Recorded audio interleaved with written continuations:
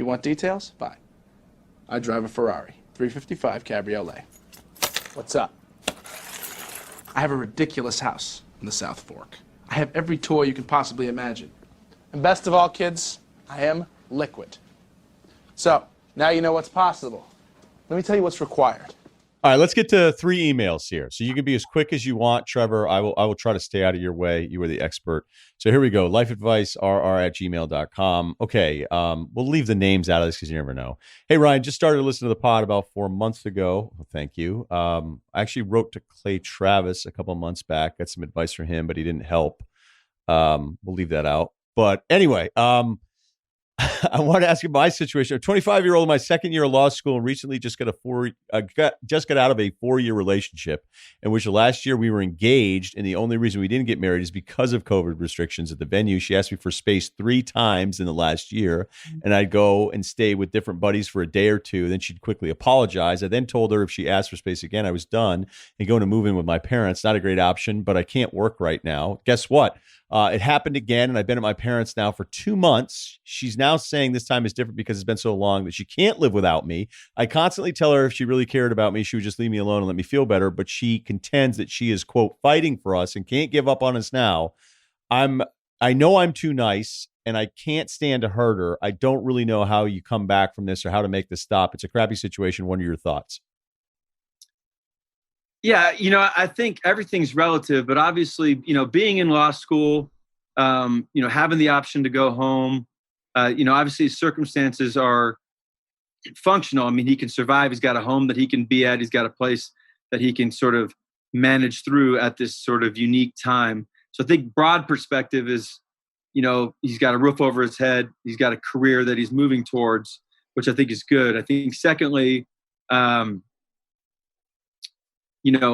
what's the truth? Like, I like the idea of being neutral in the sense of take the judgment out. What's the truth? The truth is more times than not that he's gone back to her. Eventually there's something between them that isn't making it stick completely. It's almost like you take a plug and you put it in and it's almost in and then it comes out. So I think because of the pandemic, because of how hard it is to meet people right now, the tendency might be to settle.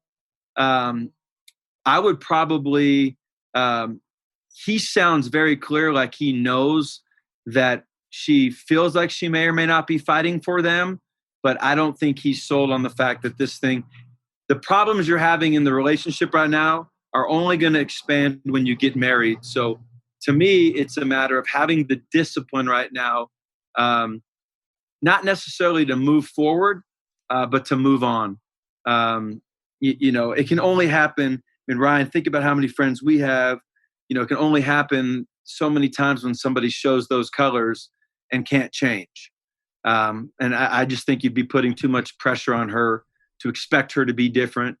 And then I would just reset, focus on being home, focus on law school, and maybe let the social element of your life go a little bit more right now, and then just focus a little bit more on your career, particularly at 25.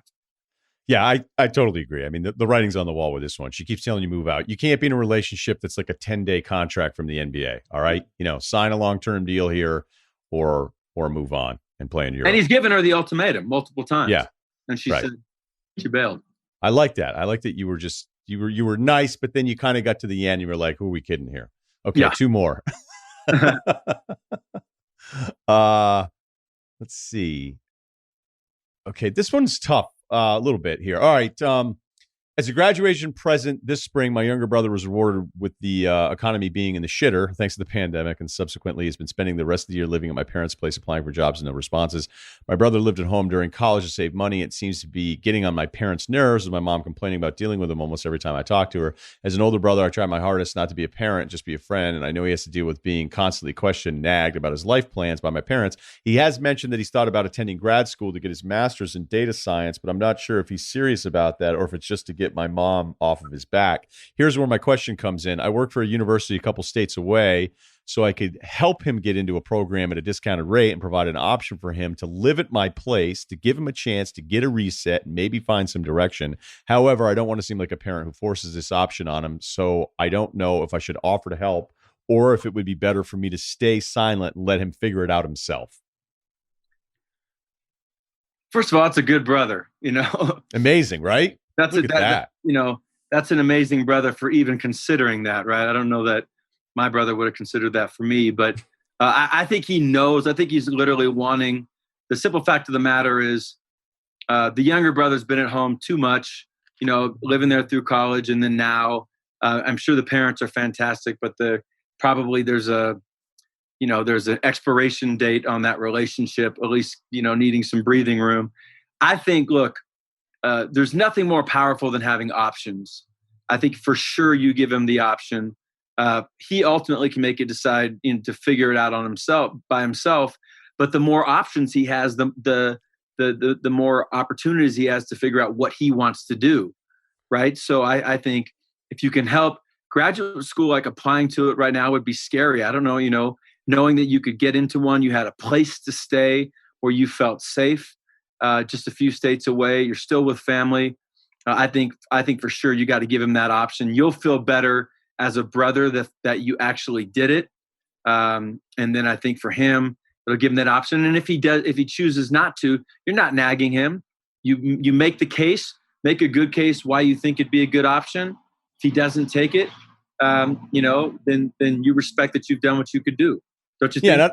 Yeah, I don't know what the relationship, obviously, there's just emails, but my guess would be it feels like the guy writing the email doesn't know how to approach it. And I think whenever anybody does something serious, but like in a non-aggressive way, where you say to your brother, be like, hey, we need tomorrow, I want to talk to you at any point, like, you know, give me a time where you and I can get on the phone for 20 minutes. Because then it's like, oh, okay, like this, he's not just texting me out of the blue. He's not just calling me out of the blue. And he says, look, here's the option. Do you want to take it? And I'm serious about this. And it's an unbelievable offer. I don't know why the guy would want to stay home, but again, we're all different. Right. I've said throughout, as soon as I get out of the house, I would rather be homeless than live at home at one point. Yep. I just had to get away from my parents. Right. And so some guys like that. Some guys like staying home the whole time. But I would think if you just offered it up in a very serious way, that's like sort of out of the normal routine of you and your brother, maybe it registers with him a little bit more than just a casual conversation. Like, hey, you could always come out here or whatever. He's like, no. Here's the deal. Do you want out of our parents' house? They want you out. Here is an option. It is a great one. Give it a shot. Yes or no. And if he says no, then stop worrying about it. There's nothing you can do. Couldn't agree more. And he may think you're Indian giving, you know, from an option perspective and not know that you're serious. So I think the fact that you lay it out, just like you said, much better for him. Okay. One more.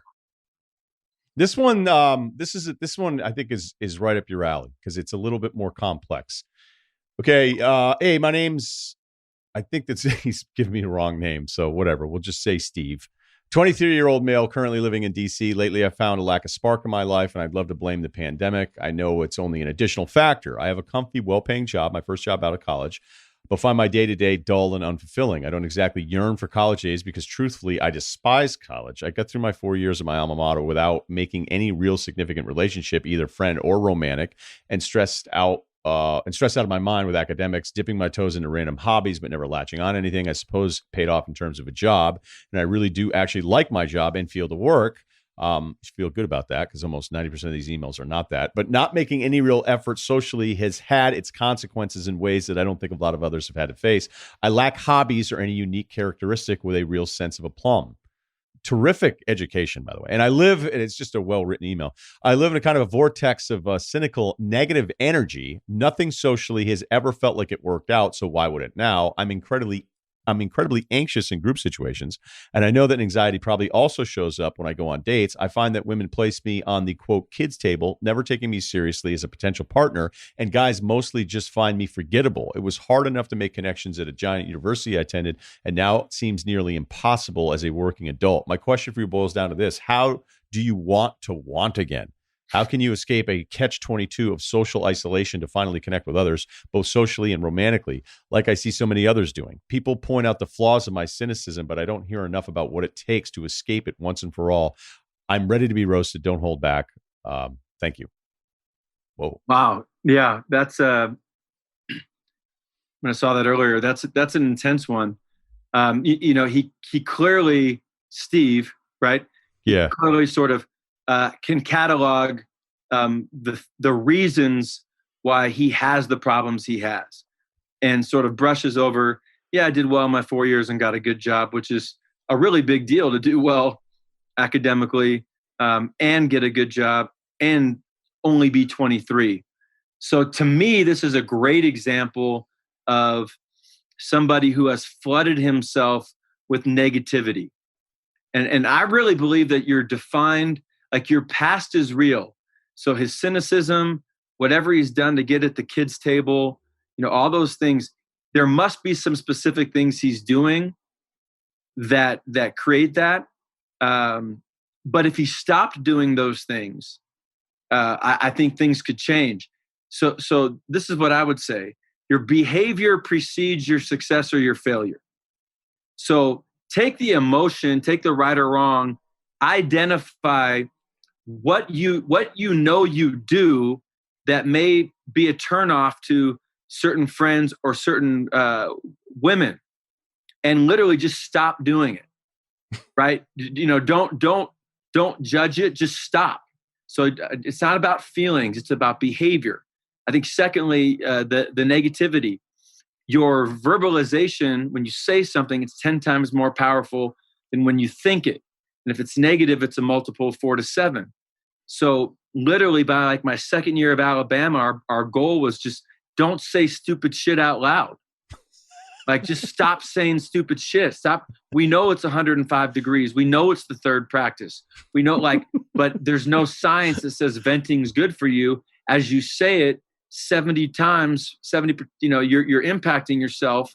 And then you're also impacting other people like a commercial, like a TV commercial. So stop externalizing your negativity, because all it's doing is reinforcing to you who you don't want to be. And then I think, secondly, the last part is, study the things that are going to allow you to develop good relationships. Is it listening? How do I listen better? Is it engagement? How do I engage better? Is it being, more vocal? So what are the things you cannot do that will help you? Okay. And then how do you minimize the negativity that you're externalizing and bringing in by things you're watching or social media that you're going to? Then I think, what are the things that you can do that, based upon the science of relationships, create that engagement? Just because this is how it's gone for you the last 4 or 5 years doesn't mean it's how it will go the next 4 or 5 years unless you don't change. And I think that's the big piece. And when I got divorced, Steve, there was no infidelity, there was none of those things. It was literally traveling 250 days a year, just disconnection. And I didn't engage well enough, and we're still very good friends. I actually saw her last week. But I had to catalog that myself and almost take 18 months. And a lot of my friends from the military community did a really good job. What didn't I do? What should I have done? Now I know it. And some things I knew at the time, I just chose not to do them. And I think that's where, are you willing to make changes? And I think that's kind of the key to be better going forward. Let go what you've been and focus on where you're going. Yeah, it sounds like he needs almost like a Costanza thing, where, as stupid as it sounds, where you go, next time you go on a date, stop thinking about all of the things that you know are going to go wrong, and do opposite stuff. Yeah. Tell yourself you're the fucking man when you walk out the door, even though you don't believe it. Like, this guy needs to stop thinking so much. Needs a real reach. He's got no shot before he's opened the door. Correct. He's overthinking this thing so much. Right. So. And it's crazy how, just, all right, I think I should, just look at the things that other people do to make it work, and it's tough. Like, trust me, I get it, but one step at a time. It's at Trevor Moawad. That's Moawad. He's the co-founder of Russell Wilson, Limitless Minds. The books are terrific. And look, I'm telling you, you made a real impact on me. Not that I'm always the most positive guy, but you really, when you said it, I've never forgotten it. And I've shared it with a lot of people over the years, and it's been awesome to reconnect. And I'm so happy for your success. So whatever you need, man. Ryan, my pleasure. Safe travels again to you. I know coming up, and thank you again for the opportunity. And thank you for taking time, whether it's one person, 3 people, 10 people. I think a lot of the things that we even talked about today are far beyond 1 to 10 people, and they're topics that are really relevant for everybody with what we're going through, certainly in October 2020. Okay, that was different. We're going to do some football, some college ball again as well on Friday. So please rate, review, and subscribe to the Ryen Russillo podcast on Spotify.